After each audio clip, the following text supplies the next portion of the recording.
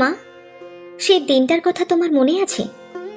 সেই যে যেদিন জন্ম নিলাম আমি, আর কন্যা সন্তান জন্ম দেওয়ার অপরাধে তোমার ভাগ্যে জুটল হাজারো লাঞ্ছনা, গঞ্জনা আর ততোধিক অপমান।